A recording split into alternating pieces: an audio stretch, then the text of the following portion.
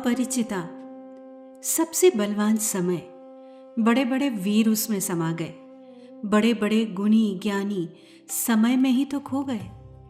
वो अतीत हुआ जो कभी वर्तमान था। उस अतीत की अपनी कहानियां थीं, अपने सुख अपने दुख थे। और फिर एक दिन उसी अतीत का कोई एक पात्र निकल आया अपनी कहने। संध्या हो गई है, उठेंगी नहीं? मैं बोली नहीं तो फिर प्रश्न आया, नए कक्ष में जाना है आपको? बाहर प्रतीक्षा में है भृत्य। फिर वही मीठा आग्रह। लेटी रही मैं, मन ही नहीं हो रहा था उठने या कुछ कहने सुनने का, किसी से मिलने या बात करने का। कुछ दिनों से जिस मानसिक उथल पुथल में जी रही थी, उसकी सघनता आज और अधिक थी। कहीं आई न गई, परंतु थकान इतनी लग रही थी जैसे जाने कितना चल चुकी हूं। ऐसा नहीं कि सुतापा को सुन नहीं रही थी, वही तो 36 वर्षों से मेरा संबल है। वही तो एक है जिससे मैंने अपनी कही और जिसने मेरी सुनी। वो जो मेरी सखी भी है और बहन भी। मां चली गई तो मां भी बन गई। हर प्रकार से संभाला उसने मुझे। मात्र 3 वर्ष बड़ी है मुझसे, परंतु बचपन से ही परिपक्व और समझदार। वो अकेली है। कभी कभी सोचती हूं जैसे मैं उससे अपने मन की कह लेती हूं, क्या वो भी कह पाती है? अपने घर अपने संसार की इच्छा तो सभी लड़कियां करती हैं। सुतापा ने भी की ही होगी, परंतु उसने विवाह नहीं किया। जानते हैं क्यों? मेरे लिए। जब आयु थी विवाह की तो उसने मेरा वैधव्य देखा। फिर वो अपने को भूल गई और मेरे अकेलेपन और मेरी आंखों की शून्यता में स्वयं को विलीन कर दिया। खो गई मुझ में। बहुत वर्षों बाद जब मैं कुछ सामान्य हुई तो उसके मन की थाह लेने का प्रयत्न किया, किंतु मेरे हर प्रश्न को उसने अपनी मीठी मुस्कान से अनुत्तरित ही रहने दिया। हर बार वही जीती। मेरे हर प्रश्न का प्रहार उसके द्वारा मेरे ओढ़े ओढ़े गए दायित्वों की ढाल से टकरा कर लौट आया। फिर मैंने भी अपने को उसी को सौंप दिया। उस समय जबकि मेरी 3 माँ और भी थी। एक वो जिसने मुझे जन्म दिया और 2 वे जो मेरे पति की माँ थी। एक वो जिन्होंने मेरे पति को जन्मा था और दूसरी वो जिनको मेरे पति का साथ मिला तो बहुत अल्प अवधि के लिए, परंतु जिनकी ममता आकाश सी विराट थी। दोनों का कोई ओर छोर नहीं। 2 और माताएं थी मेरी, दोनों मेरे पति की दादी। उन्होंने भी मुझे बहुत दुलारा। सब ने मेरा लाड़ किया, सब ने मेरा मान रखा, मेरे नखरे उठाए और मेरे शोक की सहभागी भी बनी। मेरा शोक उनका भी तो था। शोक की एक नदी थी जिसमें हम सब जीवन भर बहे। एक ऐसी यात्रा की हमने जो समाप्त होने वाली नहीं। केवल मृत्यु है हमारे शोक का अंत। हम 6 स्त्रियां, युद्ध का परिणाम है हम। युद्ध की विभीषिका भी, युद्ध का कारण भी। युद्ध हमारी नियति थी। विपुल वैभव और समस्त सांसारिकताओं के बीच अकेली हम। इतिहास युद्धों की कहानी कहता है और युद्ध दुखों की। हम युद्ध का ऐसा शोक गीत है जो धरती की आयु तक गाया जाएगा। ऐसा गीत जो पहले कभी न रचा गया और ईश्वर से प्रार्थना है आगे कभी रचा भी न जाए। इन एकांत क्षणों में आज जो कहने चली हूं वो युद्ध की विभीषिका से पीड़ित मानवता का युद्ध पश्चात का आर्तनाद है। एक ऐसा अंतहीन विलाप जो स्त्री को दुखों के सागर में डुबो देता है। कुछ समझ पा रहे हैं आप? सोच तो रहे होंगे, कौन है ये स्त्री जो ऐसे बोल रही है? अपने बारे में कुछ कहूं या आप मुझसे प्रश्न करें, उसके पहले ये सोचिए कि आप कौन हैं। अपने को जानेंगे आप, तो ही मेरी व्यथा कथा आप तक पहुंच सकेगी। अन्यथा तो मैं एक अनाम सी पात्र मात्र हूं, एक विराट गाथा की। कुछ ही वर्षों में मेरे परिवार की कहानी घर घर कही जाने लगी है, परंतु उसमें एक पत्नी या एक मां की नगण्य से अधिक भूमिका नहीं है मेरी। क्या इससे अधिक मैं कुछ भी नहीं? क्या इतना ही परिचय रह जाएगा मेरा? इतनी बड़ी कहानी में मेरा कहीं उल्लेख ही नहीं आता। 2-3 प्रसंग हैं मेरे और बस। ना, डाह नहीं है मुझे किसी से। कभी किसी स्पर्धा में आ ही नहीं सकी, तो बराबरी भी कैसे करूं किसी से? मेरे आसपास और मेरे परिवार में इतने बड़े नाम हैं कि मेरी तो कोई गिनती हो ही नहीं सकती उनमें। किसी में इतनी जलन कि अपना पूरा जीवन सामने वाले को छोटा करने में बिता दिया। किसी का सत्य इतना अव्यवहारिक कि असंख्य परिवार लील गया। कोई इतना विरक्त कि युद्ध को सन्नद्ध मानवता को देखकर भी तीर्थ यात्रा को निकल गया। कोई इतना महत्वाकांक्षी कि बंद नेत्रों से भी परिवारों के विनाश की पटकथा लिख गया। और कोई इतना नकारात्मक और स्वार्थी कि न्याय अन्याय की लड़ाई में अपने जन्म की विसंगतियों से ऊपर ना उठ सका। और कोई इतना समर्थ, इतना चमत्कारी और इतना अवतारी कि उसके आगे शेष सब धूमिल। सूर्य था वो, एक वही था जो सब ओर था, एक वही था जिससे सब थे, एक वही था जिसमें सब थे। तो ऐसे बलवानों के आगे भला मुझे कौन पूछता? बताती हूं मैं अपने बारे में, परंतु पहले ये तो जान लीजिए कि आप कौन हैं। मेरा भविष्य हैं आप, मेरी भावी पीढ़ी। ये तो मैं नहीं जानती कि कितने वर्षों, शताब्दियों या युगों बाद के मानव हैं आप। मैं तो सोते से उठी हूं और बस बोले जा रही हूं, क्योंकि यही सोचती हूं कि कभी तो कोई तो सुनेगा मेरी कहानी। वैसे तो कुछ कहती नहीं हूं किसी से। आज विचलित थी तो यूं ही भविष्य से संवाद का मन हो आया। जो बात मन को मथ रही है कई दिनों से, वही कहने का मन हो आया। युद्ध के बाद जीने वाले जीते कैसे हैं, यही बताने का मन हो आया।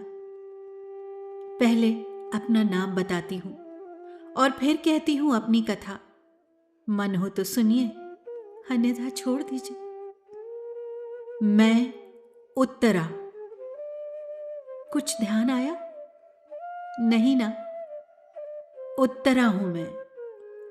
जानती हूं कि जो मेरे परिवार के आख्यान से परिचित भी होंगे, उन्हें भी कठिनाई होगी मेरे नाम स्मरण में। मैं हूं ही इतनी साधारण।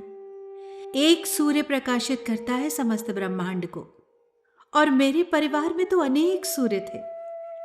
मैं तो साधारण दीपक भी न थी। तो सुनिए, मैं पत्नी हूं अभिमन्यु की। चौंक गए ना? महाभारत युद्ध के 13वें दिन दुष्ट कौरवों ने कपट से जिसकी हत्या कर दी थी, वही महाबलशाली वीर अभिमन्यु। बड़े बड़े महारथी जब उसे जीत न सके तो छल से मार दिया था उसे। वही 16 वर्ष का अभिमन्यु। मैं तो तब 16 की भी ना थी। प्रतापी कुरुवंश की पुत्र वधू हूं मैं, और परीक्षित की मां भी तो हूं मैं। वही मेरा पुत्र परीक्षित जो युद्ध के समय मेरे गर्भ में था। वही पुत्र जिसकी हत्या क्रूर अश्वत्थामा ने गर्भ में ही करनी चाहिए थी। वही पुत्र जिसे कृष्ण ने नया जीवन दिया। वही मेरा पुत्र आज प्रातः शुभ मुहूर्त में हस्तिनापुर के सिंहासन पर बैठाया गया। मैं अब आर्यावर्त के सम्राट की मां हूं, सम्राट परीक्षित की मां और राजकुमार जनमेजय की दादी।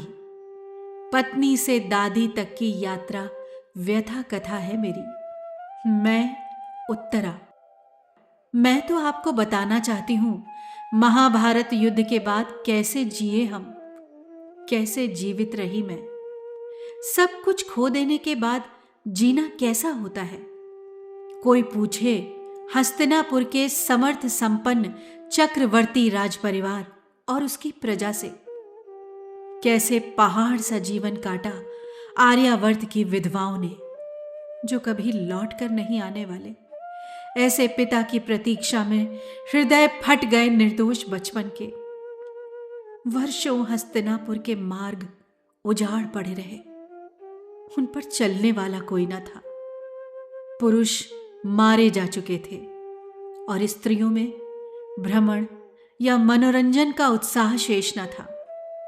व्यापारियों ने तो हस्तिनापुर की दिशा में देखना ही छोड़ दिया था। हस्तिनापुर ही नहीं, समूचा उत्तरा पथ सूना हो गया था। पांडव निस्तेज थे। अपने बंधुओं और अपनी संतान को खोने वाले पांडवों को वर्षों लग गए एक दूसरे से हंसने बोलने में। किसी भी प्रकार उबर ही नहीं पा रहे थे वे अपने दुखों से। कंधे पर कृष्ण का स्पर्श भी उन्हें सांत्वना नहीं दे पा रहा था। ऐसी सत्ता न इससे पहले किसी को मिली थी और न आगे कभी मिलेगी। समस्त जन प्रातः उठते, यंत्रवत दिन भर के व्यवसाय करते और यंत्रवत ही सो जाते। ठहरिए ठहरिए, सुतापा फिर बुला रही है मुझे। आपसे बातों में इतना खो गई कि जाने कब मैं राजप्रासाद के गवाक्ष में आ खड़ी हुई। मुझे ढूंढते हुए सुतापा भी इधर ही आ रही है। आप यहां हैं राजवंशी, चलेंगी नहीं माता द्रौपदी से मिलने? पांडव प्रतीक्षा कर रहे हैं आपकी। अभी आती हूं सुतापा, थोड़ा ठहरो। सुतापा ने स्वामिनी को ध्यान से देखा। समझ गई अकेले रहना चाहती हैं वो। कुछ देर चुप खड़ी रही और फिर मुड़ी और धीमे पगों से बाहर चली गई। जाते हुए द्वार बंद करना ना भूली वो। अभी अभी क्या कह गई सुतापा मुझे? सुना क्या आपने? सुना ना? राज महिषी। मैं। विचित्र अनुभूति है। कल तक माता द्रौपदी सुशोभित थी इस पद पर, और अब मैं बैठूंगी। एक छोटे से देश में जन्म हुआ था मेरा। मगध, हस्तिनापुर, द्वारिका, गांधार, मद्र जैसे बड़े राज्यों के सामने हमारा मत्स्य बहुत छोटा था। पिता का नाम विराट और मां का सुदेशना। वो कथा तो संभवतः सुनी ही होगी आपने कि कैसे अपना अज्ञातवास काटने पांडव हमारे यहां पहुंचे और कैसे एक दिन उनके पीछे कौरव हमारी गाय चोरी करने धमक गए थे। मेरे भाई उत्तर ने डींग मारी कि वो गाय छुड़ा लाएगा। तब उसके साथ आग्रह करके बृहन्नला गए थे। बृहन्नला मुझे और रनिवास की अन्य स्त्रियों को नृत्य सिखाते थे। उत्तर तो विशाल कौरव सेना देखकर डर गया, परंतु तब बृहन्नला रूपी अर्जुन ने कौरवों को पराजित करके गाय छुड़ाई थी। ये भी संभवतः आपको पता ही हो कि अर्जुन जब वापस आए तो मेरे पिता ने उनसे मेरे विवाह का प्रस्ताव रखा। अर्जुन ने मना कर दिया। उनका तर्क था कि गुरु होने के नाते वो मुझसे विवाह नहीं कर सकते, क्योंकि शिष्या बेटी समान होती है। तब उन्होंने अभिमन्यु का विवाह मुझसे कराने का प्रस्ताव रखा, जिसे पिता ने सहर्ष स्वीकार कर लिया। आसन्न युद्ध की छाया में हमारा विवाह हुआ। पिता उत्साहित थे कि पुत्री इतने बड़े राजपरिवार में जा रही है, परंतु मां चिंतित थी। आपसे एक बात कहूं, मां नहीं चाहती थी मेरा विवाह अभिमन्यु से करना। इस विवाह के प्रति अपनी अनिच्छा व्यक्त की थी उन्होंने, भयानक युद्ध के मंडराते काले बादल राजा से अधिक एक स्त्री स्पष्टता से देख पा रही थी। युद्ध से सीधे जुड़ी होती है ना स्त्री। युद्ध में मारा गया एक पुरुष अपने साथ पति, पुत्र, भाई, पिता जैसे अनेक संबंधों को मार के जाता है और पीछे जीवन भर इनका भार ढोती है स्त्री, जैसे कुरु वंश की स्त्रियां ढो रही हैं अपनी पीठ पर ये भार। मां ने कहा था मुझसे, बेटा ये ना समझो कि तुम किसी बड़े घर जा रही हो। कौरवों के षड्यंत्र और धूर्तता के कारण पांडव हमारे यहां 1 वर्ष छुप के रहे। उन्हें अपना राजपाट वापस नहीं मिलने वाला। या तो उन्हें युद्ध करना होगा और या ब्राह्मणों के जैसा सादा जीवन वन में व्यतीत करना होगा। बड़े लाड से पाला है तुम्हें हमने। तुम नहीं जी सकोगी वन का कठिन जीवन।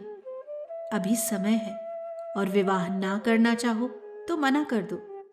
पिता की चिंता ना करो, उन्हें मैं समझा दूंगी।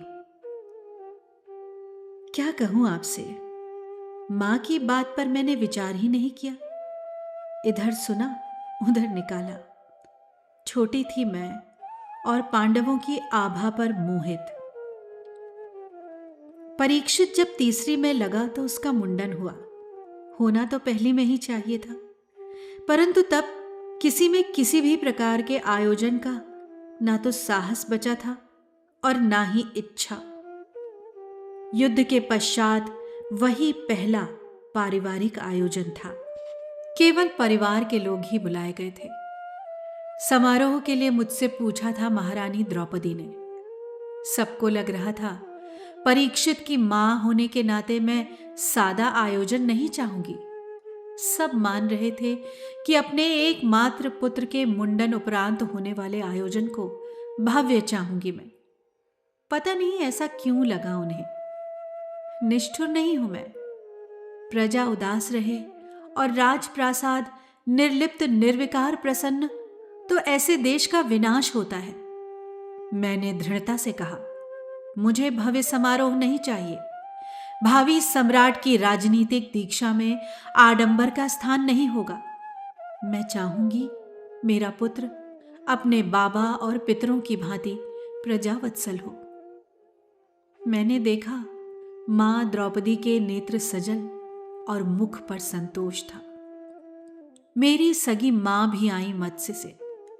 आई तो परंतु उत्साहहीन। मुंडन के तत्काल बाद वो लौट जाना चाहती थी, परंतु मैंने आग्रह करके रोक लिया। एक दिन इसी भवन में हम दोनों बैठे थे। परीक्षित को उसके नकुल बाबा ले गए थे और आसपास कोई नहीं था। मां थोड़ी देर मुझे देखती रही और फिर अनायास ही बोल पड़ी, देखा उत्तरा, यही भय था मुझे। इससे तो अच्छा था तेरा विवाह किसी साधारण व्यक्ति से हो जाता। अपनी गृहस्थी बसाती और प्रसन्न रहती। इतने कष्ट तो ना पाती तू। ऐसा क्यों कहती हो मां? मैं बोली, सब कुछ तो है मेरे पास। मां का मन रखने को उससे परिहास भी किया। तुम्हारा राज्य भी कर देता है हमें। बहुत विशाल साम्राज्य है हमारा।